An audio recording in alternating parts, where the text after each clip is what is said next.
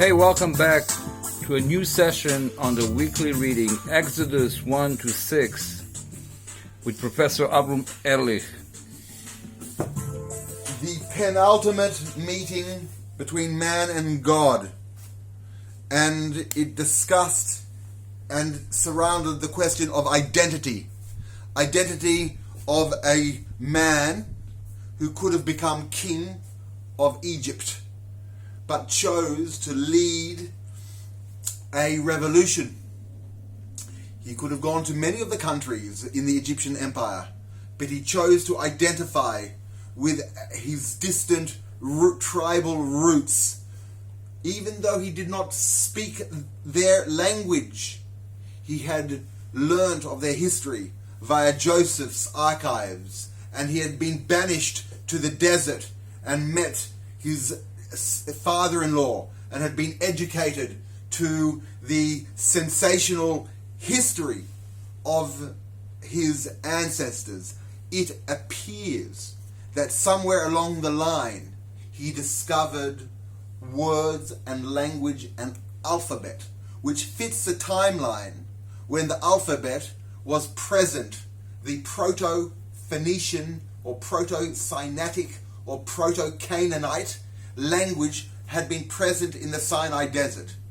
And so Moses was undergoing an identity crisis and undergoing a drawing together his inspirations from his knowledge of the desert to his perception of the ancestors from Canaan and to the freedom movement required of him in Egypt. And he was bringing together the pantheon of gods and ideas, the God El Shaddai of Abraham, Isaac and Jacob, the Elohei or the Elohim of the Canaanites, the Yud-Hei Vav, the Yehu of the Midianites, and a philosophy of language and a philosophy of power and the witchcrafts and the trades and the professions and the logic. And he was assimilating it all into a regional identity, and he was bringing them together in terms of a word which he would call I am, or I am who I am, or he is who he'll be, or I will be. The variations of Yud, Hey, Vav, Hey, the Y, Hey, and the V and the Hey. In Hebrew, it is considered the tetragrammaton, the ineffable, the name of God, which was going to be set as a codex for all future generations by Moses, and will be referred to by several key names: Elohim and Adonai, my master and gods. And this would contain or summarize or become a platform for the pantheon of the Hebrew Israelite gods, and they from then on would be called one.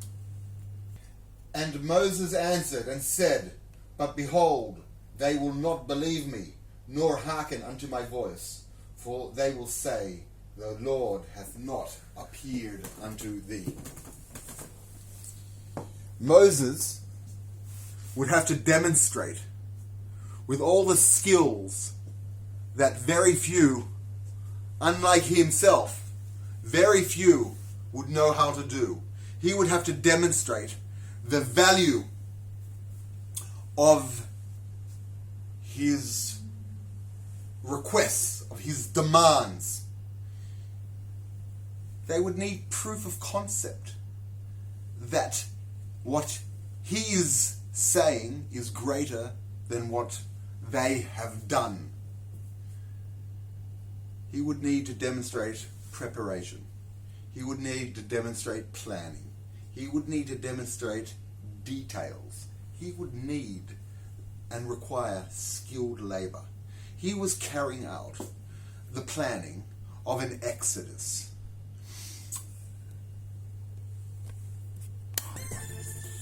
in his time in Midian, Moses, according to the biblical description, would have got a very nice picture of the strategic assets of the Sinai Peninsula and of the Arabian Desert and of the Negev and the various deserts on the Sinai and into Egypt.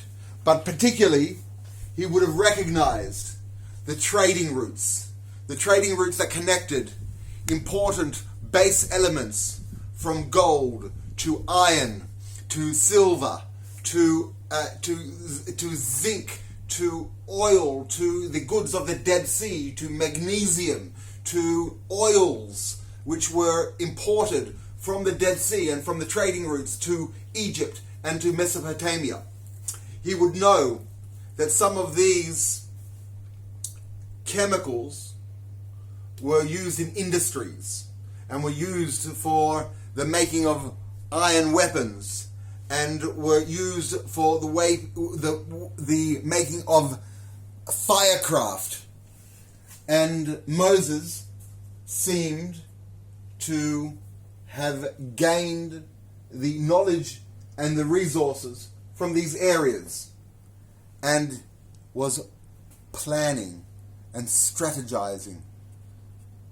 A technique of signcraft was the most important asset that Moses, as a general, would require to control the relationship and manage communication over the Sinai Desert, over the trade routes, over the resource routes, throughout the military posts, throughout the storage routes, and throughout the exit routes where he would entrap the Egyptian armies by the side of the sea.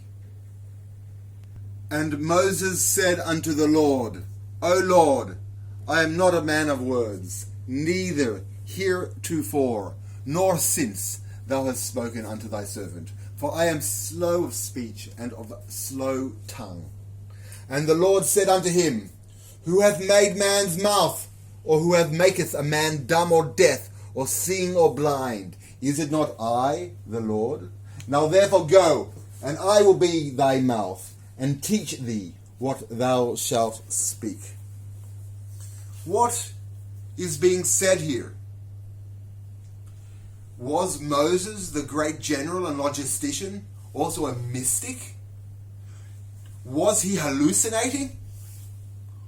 Or was he inspired? Was he having a conversation with his alter ego, with his conscience, with the collected voices of his teachers, of his masters, of his close ones, of his advisors, of the people that he cared for, of the voice telling him that slavery can no longer go unadjured? Now, one must remember here that there had not heretofore been a method of script which was accurate enough and complex enough to depict and to guide and to conduct the speech of mankind. Language was guided by pictograms, and these pictograms may have had names or different types of names, but it was visual guided speech, much more open and much more given to generalization and to a lack of detail and precision. With this method that seemed to be emerging with the Phoenician Proto-Sinaitic script, there seemed to be an ability to guide the tongue, to conduct the tongue like an orchestra, using notes, using what here is called otot, letters or signs or remarks or guides to conduct speech. Now let us remember, this was the first time that it was being operated on in such a dramatic scale. And here God says the great conjugating verb, said unto Moses and unto Aaron, I will guide your voice. O Lord, send, I pray thee, by the hand of him who thou wilt send. Moses declines the mission of God and says, you know what, you wanted someone to send their hand and put it into their cloak and take it out as a leopard hand? Send that person. Do not send me.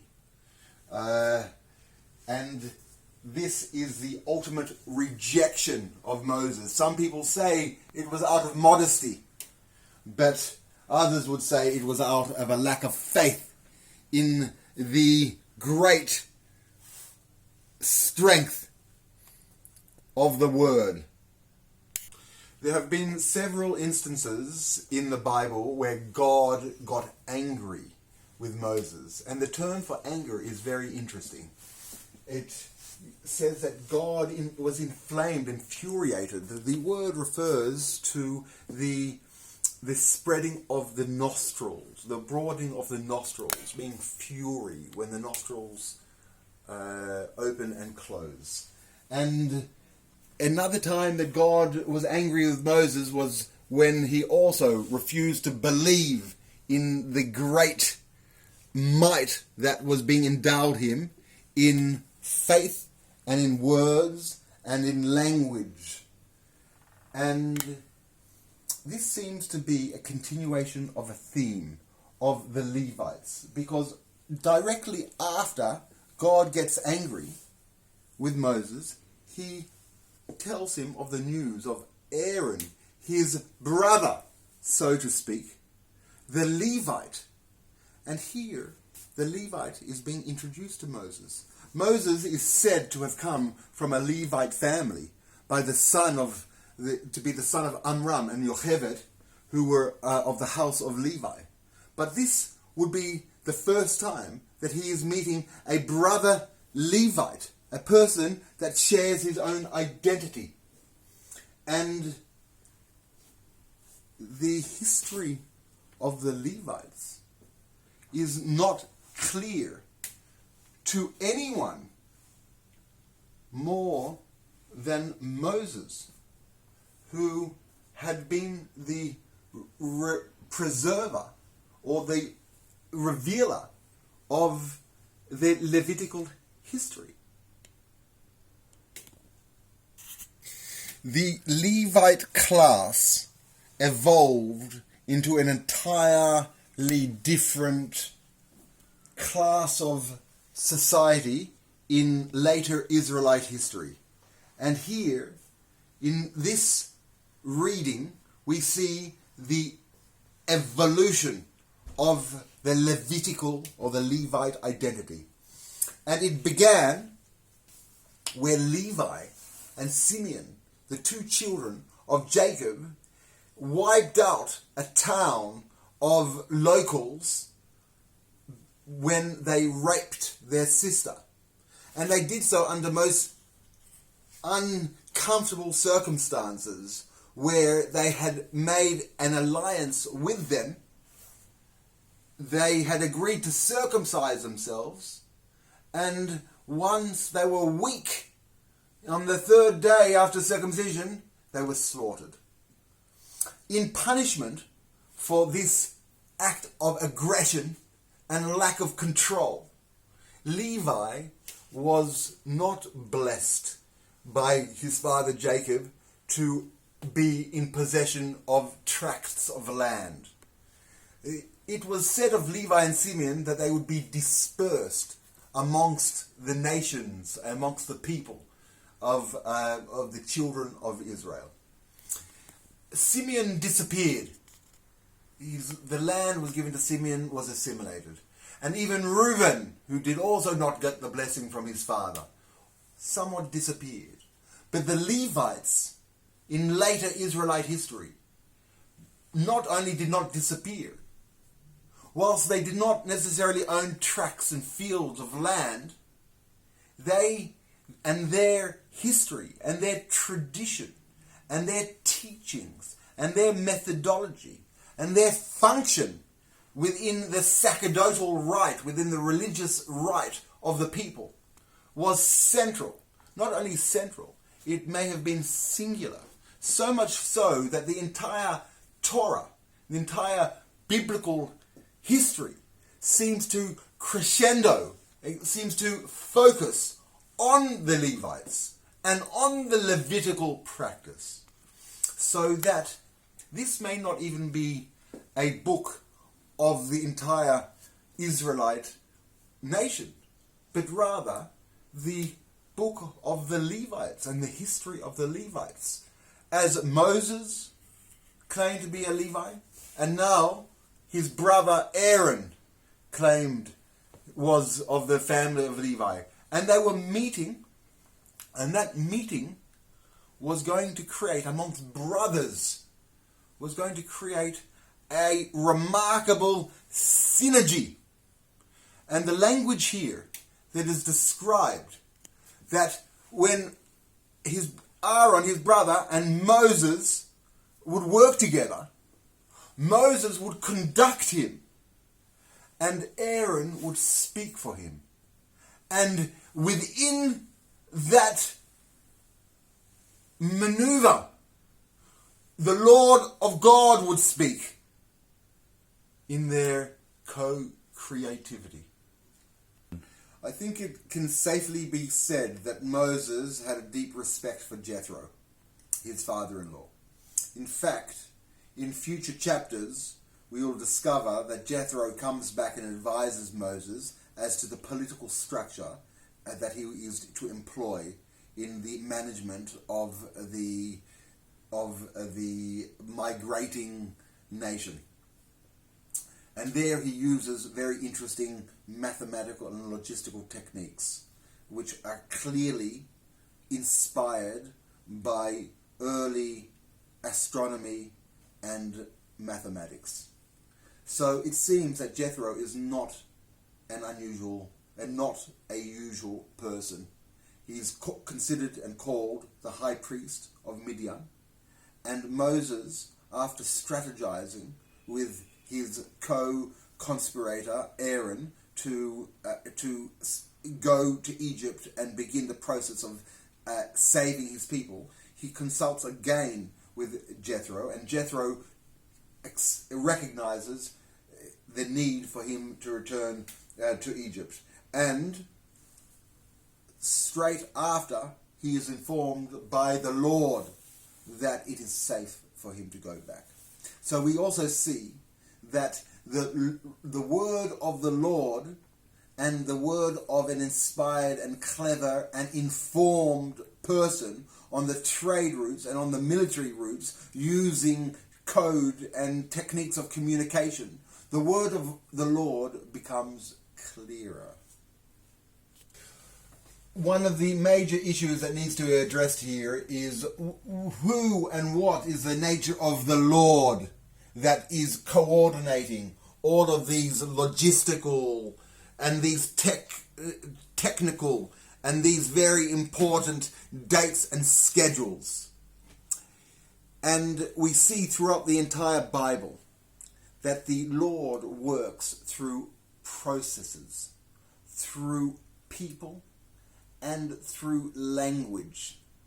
And this here is being demonstrated, that the planning and the structure that is permitted through this new system, which traverses past, present, and future, and can take on different forms, is a structure called the Lord, which has an organizational and administrative capacity. And Moses told Aaron all the words of the Lord wherewith he had sent him, and all the signs wherewith he had charged him. And Moses and Aaron went and gathered together all the elders of the children of Israel. And Aaron spoke all the words which the Lord had spoken unto Moses, and did the signs in the sight of the people. And the people believed. So, it seems that there is a great power in complementary work. And in the beginning of their efforts together, Moses and Aaron were believed, and they were able to achieve a following. All of this is a dramatic preface to failure, to disappointment, to the ruin and to the worsening and to the complaints that would finally be turned against Moses, and to Moses' great disappointment and the drama and the struggle that he has to convince the nation, and the doubt that he had in himself, and the eventual and the final showdown between these two ideologies. The one that would manifest in the image of the great pyramid, which stood stark and steady for 1,000 years over the history of the Egyptian empires, and the box that the Levites would build, which would be entirely mobile, and in it would carry the word and the law and the instructions and the instruments which would be the foundations of the Israelite nation.